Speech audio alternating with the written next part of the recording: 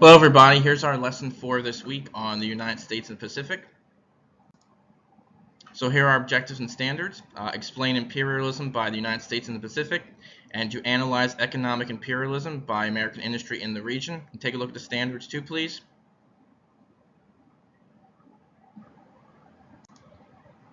Alright, vocabulary preview, Filipino and annexation.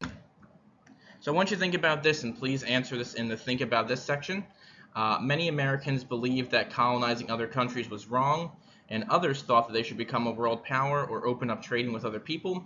So I want to know what your opinion of this is, if you were alive during this time period. And again, please be sure to answer this question in the think about this section. Okay, essential question, how the United States moved towards imperialism in the Pacific. So the United States and the Spanish fought against each other in the late 1800s. As a result of the war, the United States won, and they gained the Philippine Islands, Guam, and Puerto Rico.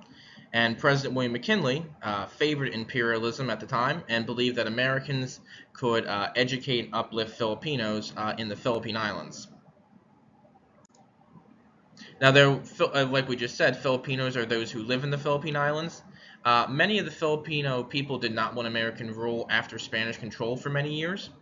And Emilio Aguinaldo, I believe I'm saying that right, leader of the Nationalists for the Filipinos, argued that the Americans had promised independence after the war with the Spanish, and so many of these nationalists in the Philippine Islands believed they should be granted their independence. So they declared independence and formed the Philippine Republic. So the United States fought against the Filipino Nationalists from 1899 to 1902.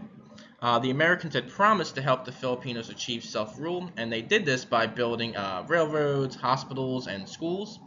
But just like in Africa and other parts of Asia, business interests in the region also caused Filipinos to convert to a cash crop system where they were producing crops for money value instead of just other values. Let's talk about Hawaii. The United States began to have interest in Hawaii in the 1790s when it served as a port, and in the 1820s, Americans built sugar plantations to support the rise of sugar production on the islands. With that said, American sugar planters began to have more political control. In 1890, the McKinley Tariff Act eliminated tariffs on all sugar entering the United States. So what that meant was that this cut into the profits of American sugar producers on the Hawaiian Islands, meaning that Americans would get sugar cheaper from other locations around the world. So American sugar plantation owners began to look towards annexation as a solution. And for those of you who don't know what it means, annexation is when a country adds territory to it. So it would be like the United States adding Hawaii to our country. At the time, Queen Luikalani, if I'm saying that proper as well, came to the throne in Hawaii around the same time.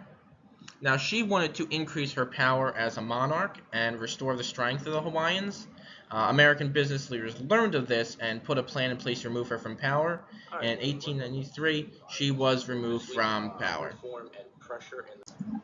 So annexation. So in 1894, Sanford B. Dole was a wealthy plantation owner and politician who was named president of the new Republic of Hawaii. He asked the president of the United States to annex Hawaii, but President Cleveland refused. But eventually, in 1898, Hawaii will be annexed by the United States. All right, so wrapping up. So United States and the Pacific. So remember that Filipinos, specifically Filipino nationalists, fought Americans for control of the territory. The United States took interest in Hawaii and was able to annex it as well later on down the road. So that's all I have for this lesson. So please be sure to answer the questions, including to think about this question, and I'll see you and talk to you later.